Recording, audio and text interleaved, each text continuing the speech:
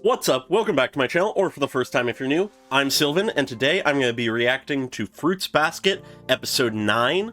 I'm very interested to see what we get into here. The first frame of the episode is already the new character we briefly saw in the last episode, so I'm not going to delay things at all. Feel free to like and subscribe if you enjoy the video, leave a comment on your thoughts, and let's get into this. Let's see who this new character is. Hello? Ah, he's looking at a map. Okay. Uh-huh. Something tells me that is not at all the case now. Oh?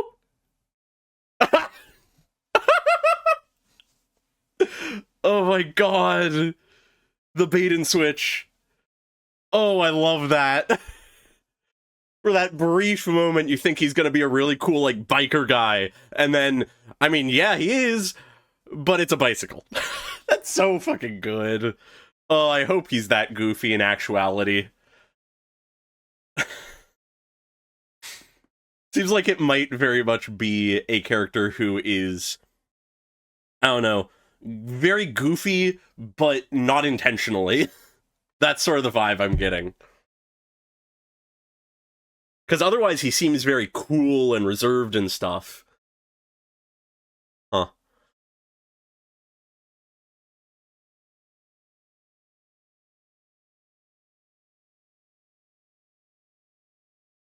I'm curious if my guess about them is going to be true, though, from last episode. About them potentially being, Joe's master or something like that. Because they mentioned something about, like, looking forward to their last fight of the year and not being able to get that because Yuki and Kyo weren't coming. So, I mean, it's a possibility. Or maybe a fellow student of the master. Who knows? Something like that, though, is my guess.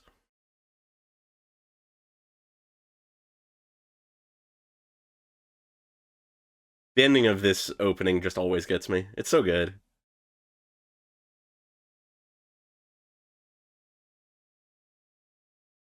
Yeah, okay. Nice. They're here?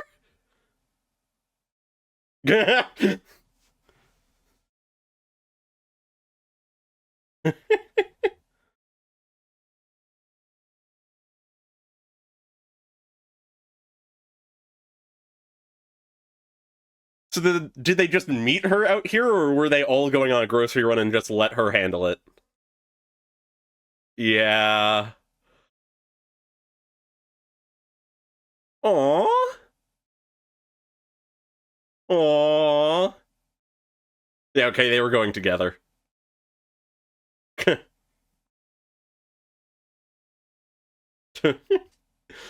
The bickering continued. He dropped the groceries!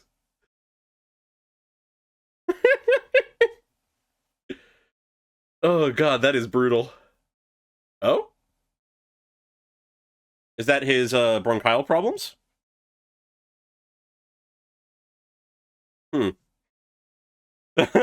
What kind of reaction is that? Ah, okay. Aw.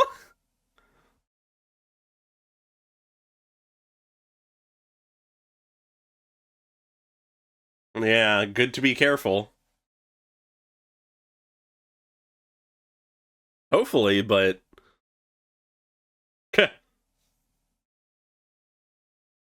Yeah.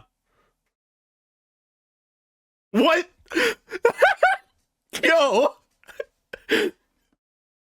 What? There's already been so many ridiculous good moments. Yeah, he loves a competition.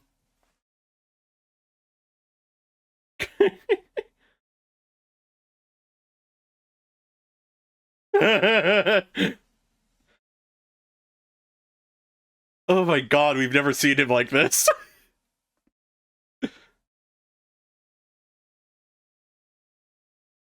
Right, yeah. Illness also is what transforms them. Yeah.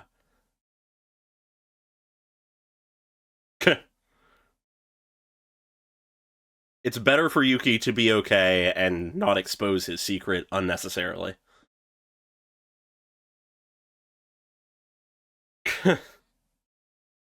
What? What? Oh, God. That is deranged.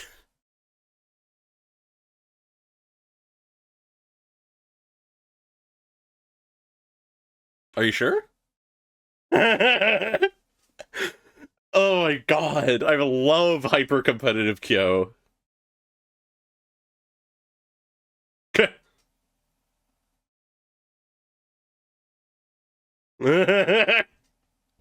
Oh no.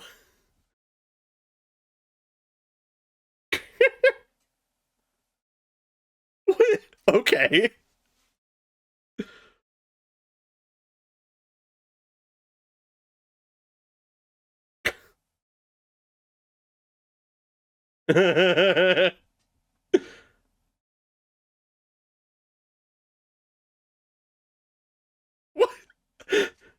What? This episode is so insane already. Ah, oh my god. Oh, it's too much for me.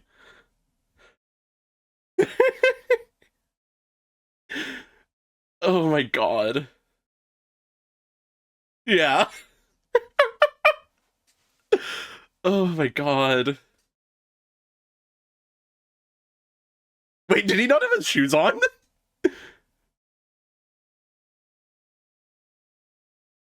He's seemingly doing alright. Yeah.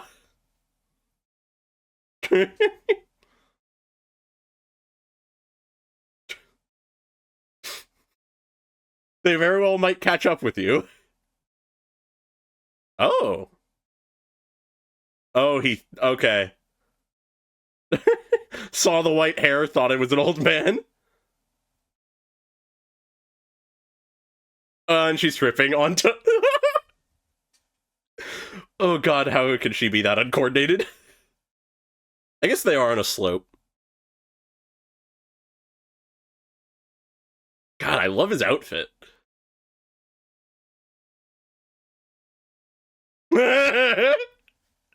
Okay, we don't get the name yet. Yeah, he's barefoot. Why is he barefoot? He is sick. Uh, why? Why? What?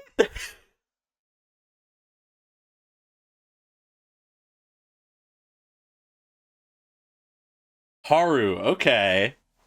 Yeah, no, that's dangerous. Yeah. Breaking the fourth wall, great. Oh.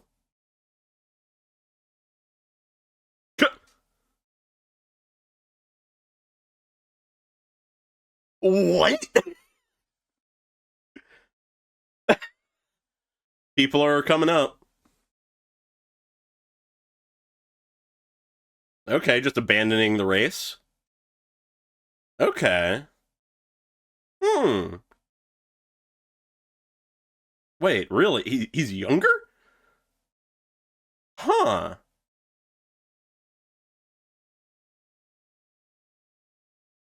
Yeah. I was assuming he was an adult.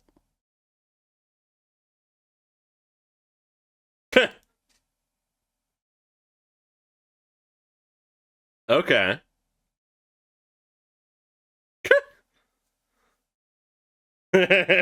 He's already in a competition.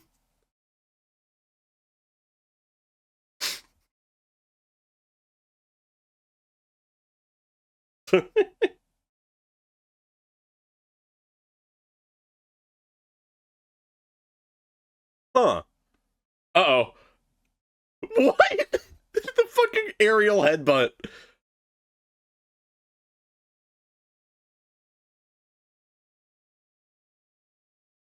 Oh boy, he's getting into it. Oh, Okay, that's the kind of character he is. Oh, I love him. Darkaru? Oh no.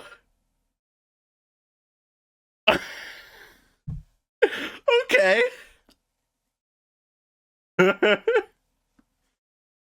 What? What? What? Who is this man?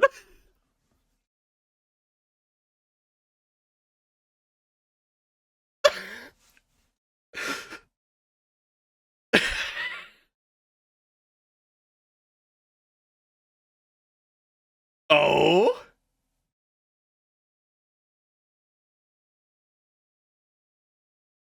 Uh,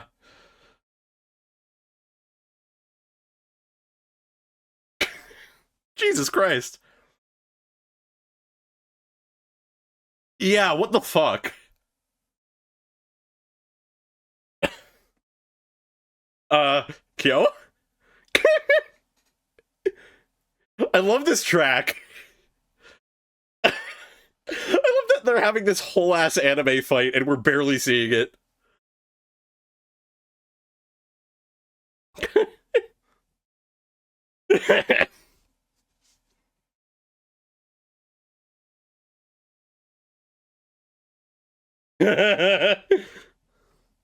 Leave it to Hana to just not do that.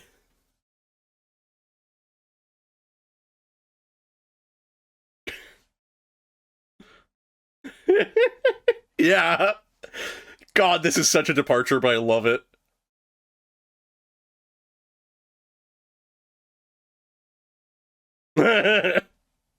Fair. Oh. Kyo actually bested him? I mean, he was training for a while. Okay. Hmm. Okay. Hmm. Maybe. Oh. Oh, God. Oh, fuck. Okay. Oh.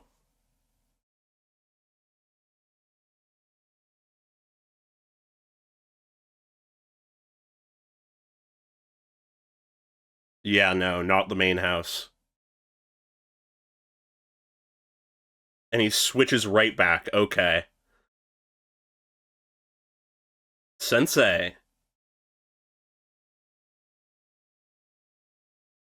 Yeah.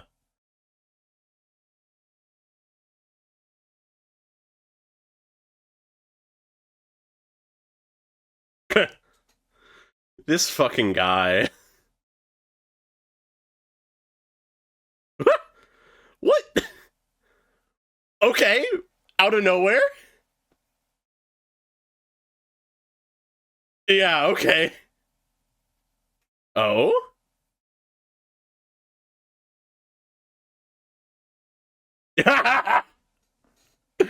Oh my god, he's the fucking cow.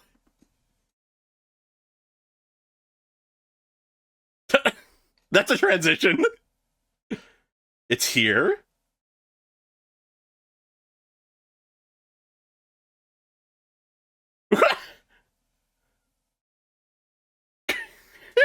Okay.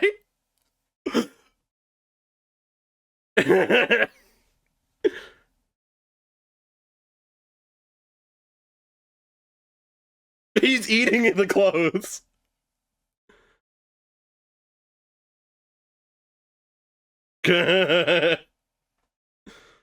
Oh my god. Okay. The cow in the room.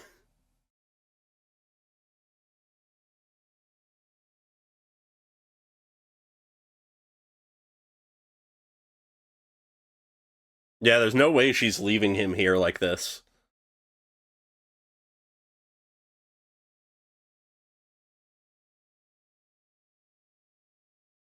Oh?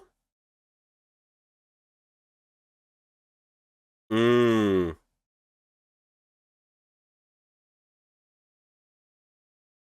Okay. Hm. Oh, yeah. Good idea.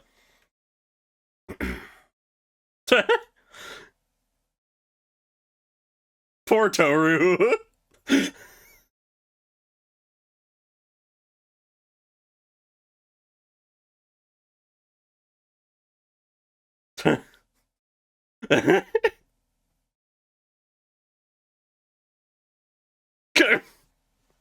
God damn it, Shigure. This is such a deranged episode. Hmm. Yeah.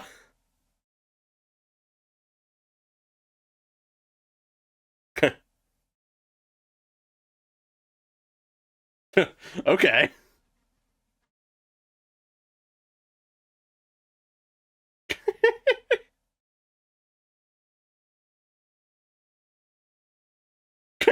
The understatedness of his personality. Yeah. He's two different people.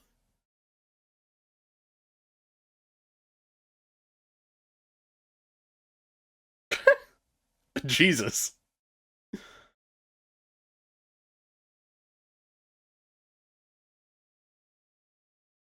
Okay. So it's just the two of them and Yuki. At the very least, they're not truly at each other's throats. Huh.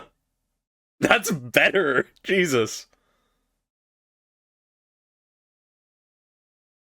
Okay.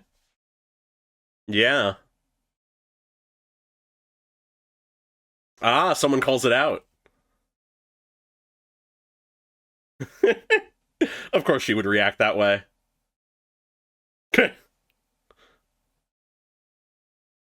Yeah.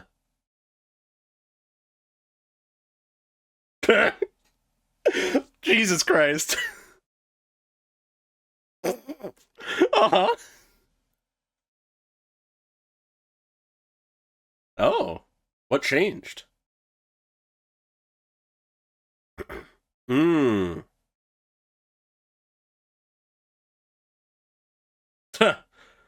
Yeah. Oh. Huh.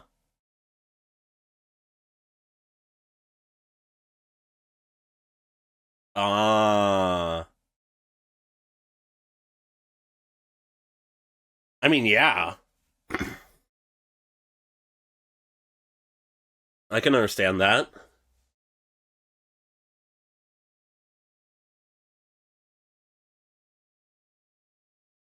Okay. That's good. That's good.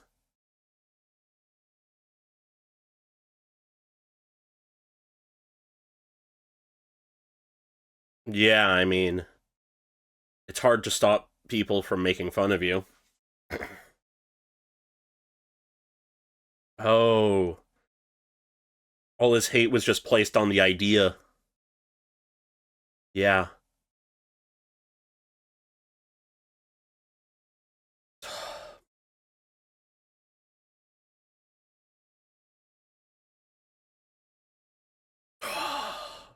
Fuck.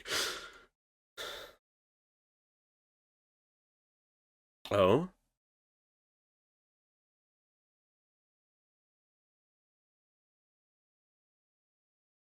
Huh.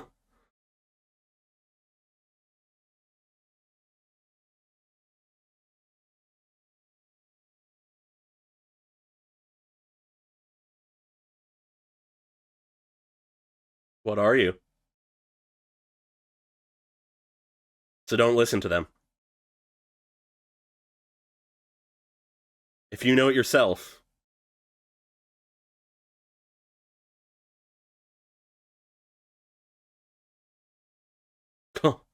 Oh, wow. That. Oh, wow. Okay. Yeah, that would be a massive change.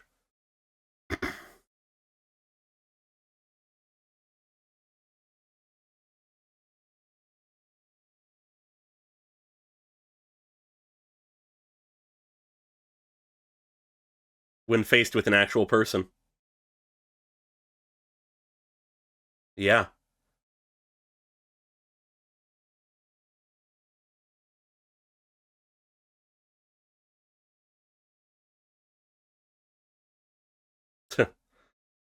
I suppose.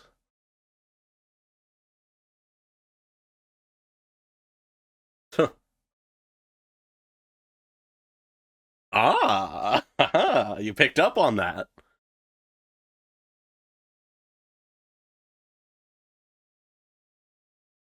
Very much the case.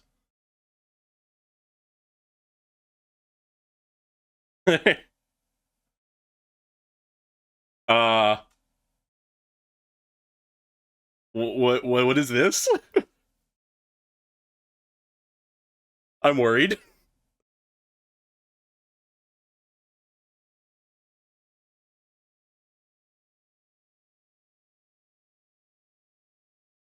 You passed out.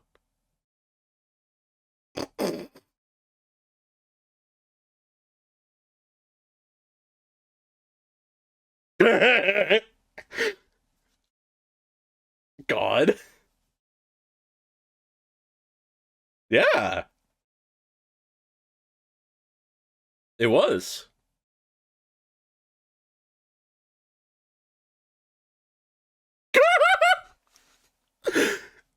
What?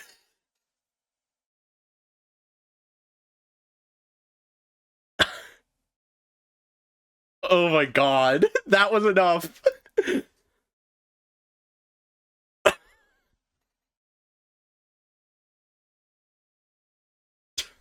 That is insane. Oh, she's here? Oh no, they're there. What is that? Shigure, why are you playing with the random children? Oh my god.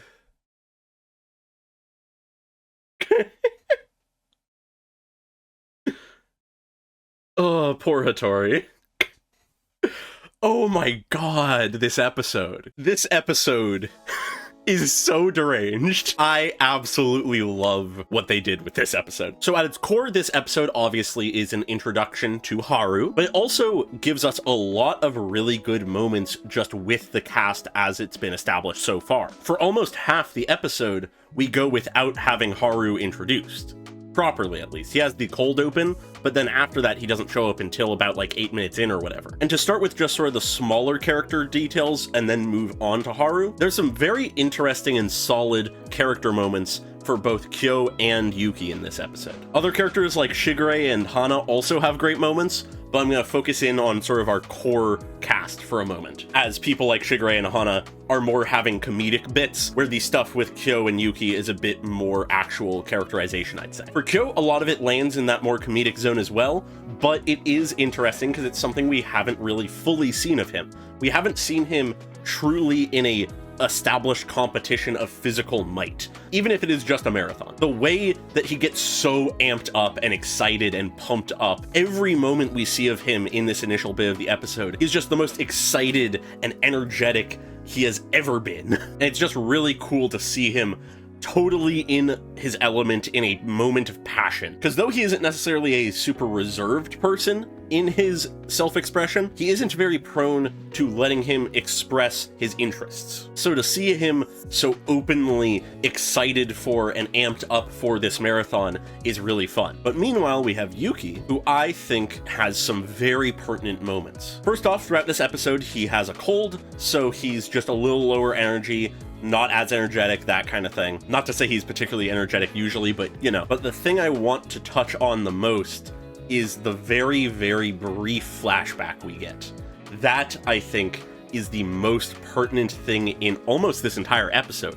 More so than the fact that we have an entire character introduction, this one moment hints to so much. There has been a question in my mind for most of this series of why Yuki learned martial arts, seeing as overall Yuki is not that passionate a person. He's charismatic, he's attractive, he's outgoing, relatively speaking, but he is very guarded, and he really only seems to have a couple real interests of his own, one of those being gardening. But he did take the time to learn martial arts, and in this episode, we get a glimpse of that. It all begins because Toru asks Yuki if he enjoyed studying martial arts, but his response is simply to narrow his eyes and say maybe. It's far more complicated than just enjoying it. It's hard to say what he truly felt, why he learned it, why he wanted to learn martial arts. And as he says this, we see him in a flashback watching Kyo and Haru fighting, training, and his expression is one of interest, of intrigue. It's something that he seems to be interested in, but as he leans forward and opens his mouth almost to call out to them to ask if he can join or something, this ominous sound effect comes in as these arms come forward around his face and grab around his eyes, seeming to pull him back. But it cuts out of the flashback before we see anything else.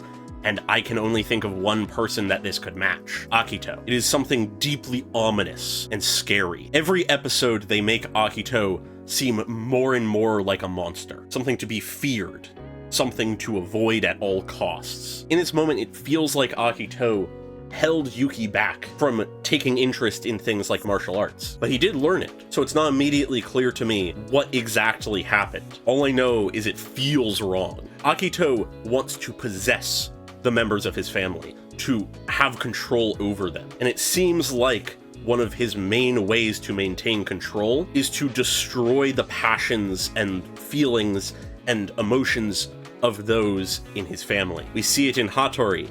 He is a husk of a man, to put it bluntly. He does not emote much. He describes himself as frozen, of not allowing himself happiness. And though Yuki is not to that degree yet, he is a very reserved person, all things considered. But this is not the end of how harsh this moment is, how wrong it feels, as it seems to give Yuki essentially a panic attack. Just remembering this, whether it was something horrible that specifically happened, or just the accumulated trauma of his childhood. Remembering the way that he was controlled and stifled by Akito seems to send him into this panic attack state that is worsened by his sickness, leading him to pass out. And we learn that this is not an unknown thing to happen. Haru immediately comes to his aid, saying another attack? Yuki is far more traumatized than I even had reason to believe. His position as the favorite child of the family seems to have broken him deeply. But on the bright side, it does really go to show how much of a difference Toru is making in his life, or at the very least him not living in the main family's household. We have not seen him this distressed ever in the show. At the very least,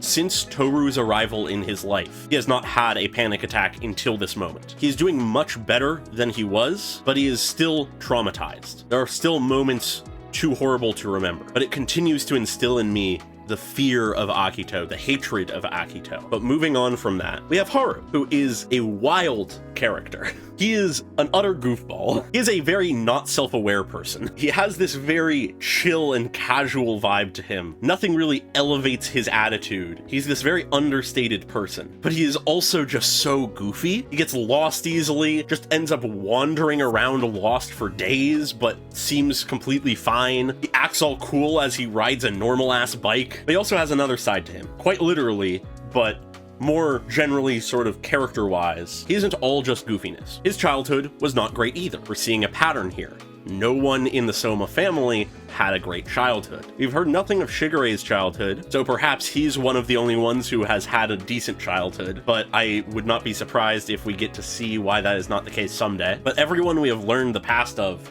has their own traumas and grievances and mistakes. For Haru, it seems he was relentlessly bullied, everyone around him calling him stupid and dumb, in large part because he is the ox, believing him to be a simple creature like the animal he is. And unfortunately, there are many aspects to his personality that, from a certain perspective, can help people to back up that arbitrary claim. He gets lost easily. He isn't necessarily the most self-aware of himself, but that doesn't mean he's stupid. But nonetheless, people would mock him constantly, and it caused him to lose his temper a lot. It caused him to lash out, which inevitably would have ostracized him further. He picked up martial arts as a way to relieve stress, which is incredibly good. That is a amazingly ideal thing to do to relieve stress, but it doesn't change that he was relentlessly bullied and ostracized. And it seems that this was enough. However they want to put it, the way I see it, is essentially a mental break of sorts. Whether or not clinically or psychologically he literally has like multiple personalities or anything like that. I'm not in a position to say. I do not have the knowledge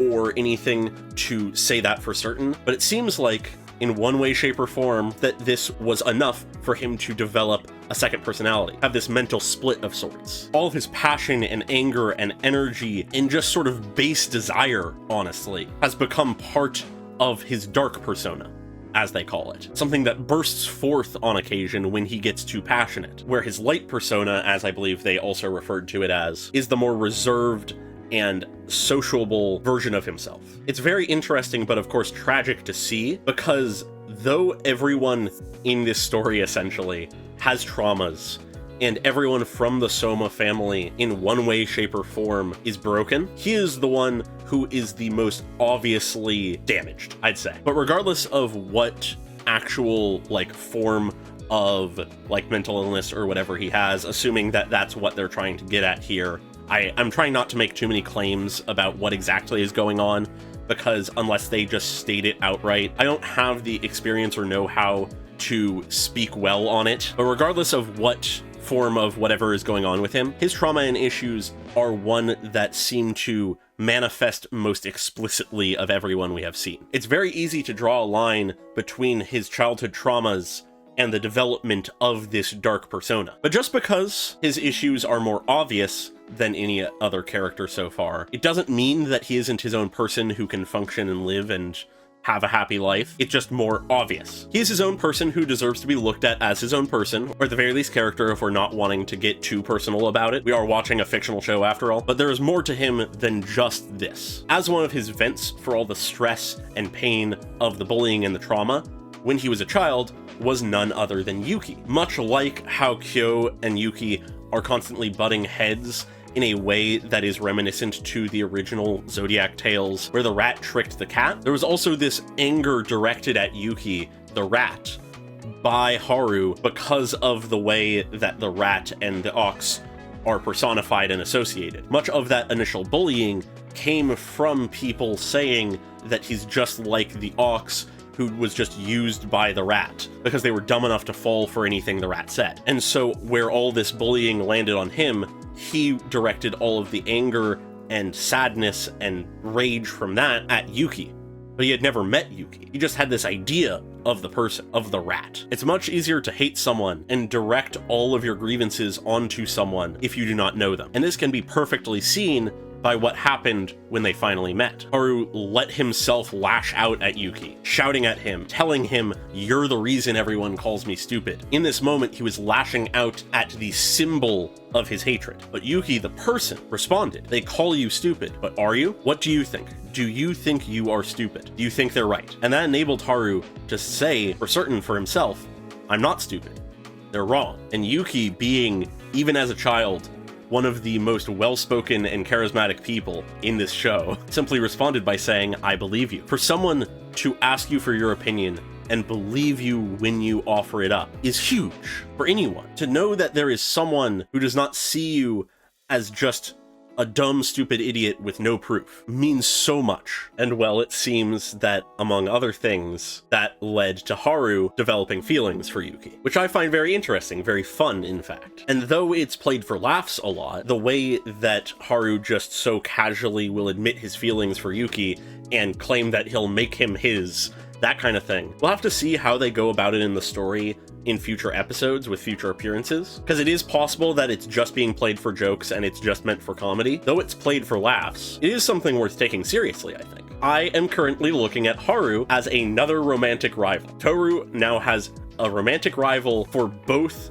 of the two male leads. We have Kagura, who is also played for laughs. Much of her love for Kyo is made to be comedic. And we have Haru for Yuki. I'm a big fan of it. Of course, even less than the Kagura-Kyo relationship possibility, the likelihood of anything ever happening between Haru and Yuki, even if it is taken seriously, seems like it's going to be pretty low, because seemingly Yuki does not swing that way. Simple as that. But simply speaking from a structural standpoint, I really like how we now have, functionally, a love triangle that splinters into two separate love triangles. We have Toru at the center of everything, and Yuki and Kyo being the other members of the core love triangle. And then we have the two ancillary members of these separate love triangles that have already this undying confessed love for each of the boys in the core love triangle. And that's just fun. I really like the balance of that. But to sort of pull things back and touch on Dark Haru, because I didn't really touch on him too much, he is a very wild personality. By his very nature, he is this very expressive and unreserved person, almost a direct opposite of his light counterpart. He doesn't says things that are outrageous. He goes straight into fighting Kyo.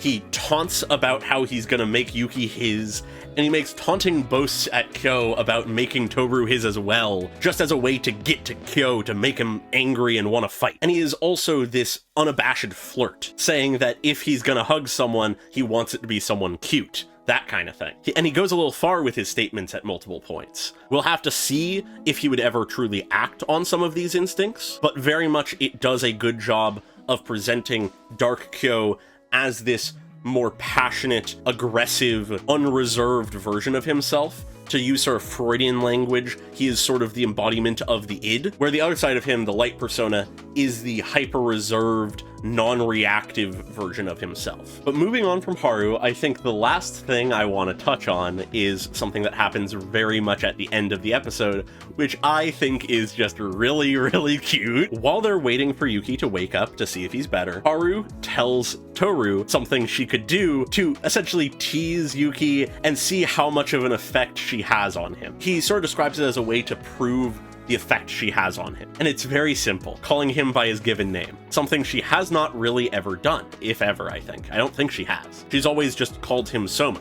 She's called Kyo plenty of times, but she's always referred to Yuki as Soma, so she follows through with it. She's a little nervous and awkward about it, because obviously that's sort of a bigger deal in Japanese culture, but she does do it, calling him Yuki-kun, and it takes him a moment to realize it, but the moment it registers with him, he blushes, stops mid-sentence, and transforms into the rat. Obviously, he's still sick, and that probably has something to do with his just immediate transformation, but the fact that simply being called by his given name by Toru is enough for him to become bashful and transform is so cute. I love it so much. But what I also love about this moment is what it shows us about Haru. To compare briefly to Kagura, seeing as he holds a sort of similar position in certain ways, Kagura is someone who can, on a dime, switch to a very aggressive personality as well, in a slightly different manner, but still. But Kagura is someone who can very easily become very jealous. Though she currently is in a position where her and Toru get along,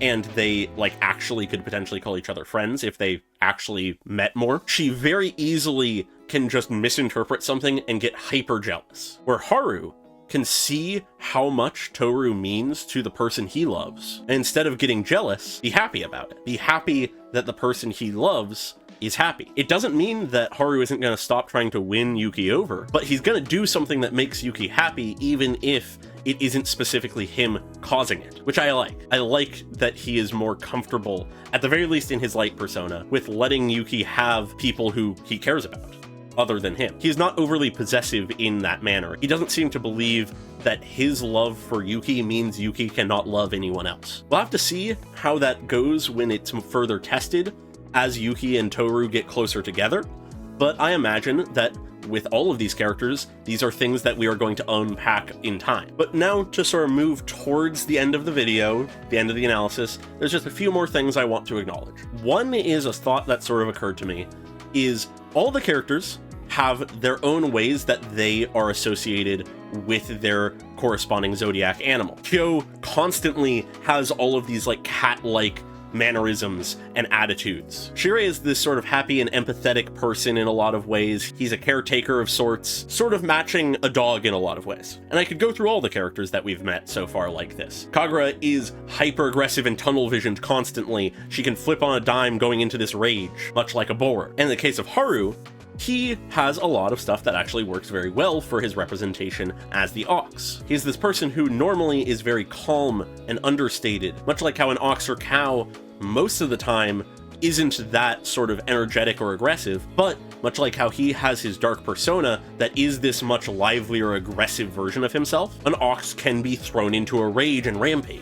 It's just cool to see how those little bits sort of cross over and match each other. And though I don't know how intentional this bit is, something else I find funny as a sort of comparative point is the fact that he turns into a black and white cow, and they call the two versions of himself light and dark. He's a black and white animal and has a black and white side to him. We can even see this actually in his hair because it's white, but then he has the like black, shorter sides. I find that just sort of fun, even if it's not completely intentional. I know there are plenty of cows that aren't black and white in their coloration, but at the very least the one he turns into does, and it's sort of the iconic look of a cow, so, you know. But with that, I think I've largely said everything that I want to about this episode. It's a real fun one. There's a lot of crazy deranged moments in it that very much still feel like this show. It very much still feels like Fruits Basket, but it feels like the characters are getting much more emotive and we're getting much more comfortable in the cast and stuff. We now know the characters well enough that we can have fun moments between them just off the cuff randomly happening. And I'm a big fan of that. This episode was a real delight in a lot of ways. But other than that, I don't really have too much else to say. I'm just very curious to see what sort of public opinion on Haru as a character is. No spoilers, of course, because at the very least so far, I'm loving him as a character. But with that, feel free to like and subscribe if you enjoyed the video, leave a comment on your thoughts, and I hope you all have a great day. Goodbye.